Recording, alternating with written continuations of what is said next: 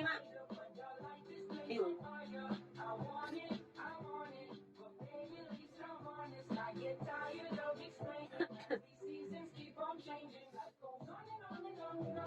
Hindi tayo pasalubong, no? Uy pa.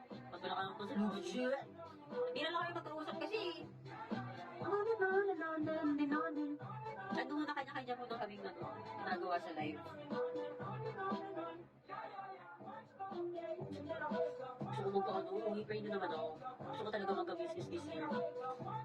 Magbibenta. Seryoso ko doon.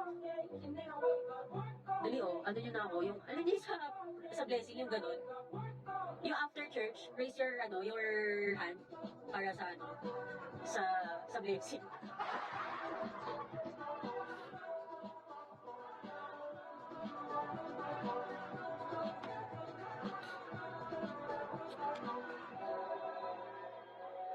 Eh, kumayat na yun si Ate Pam.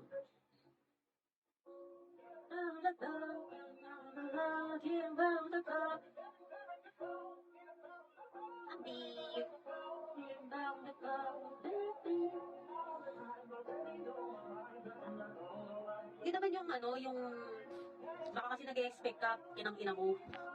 Kasalanan ko na naman. Naman, Peter,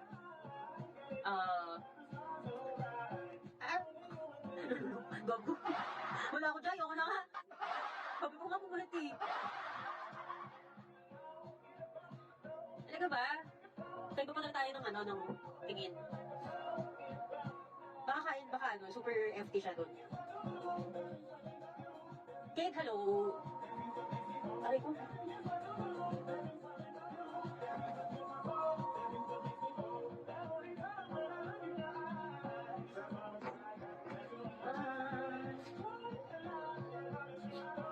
Crash pad.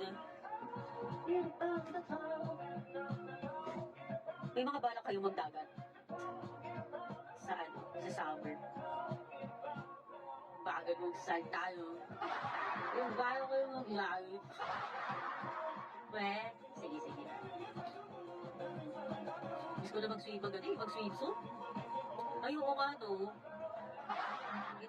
Ilang taon ka na nga pala sa dagat. Gusto mo na magdagat?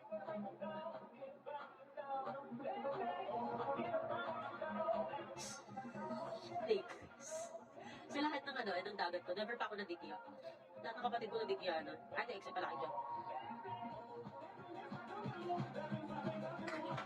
Chanyon, hello.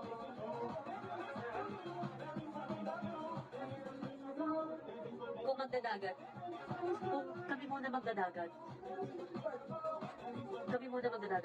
bibihira lang kami makapunta.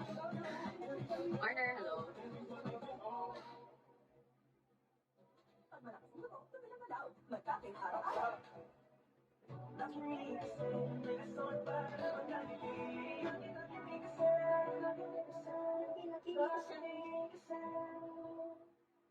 Bukod kaya sa Elio, ano pa yung magandang dagat? Bukod sa Batangas. Quezon Park daw Eldo na. Oo naman.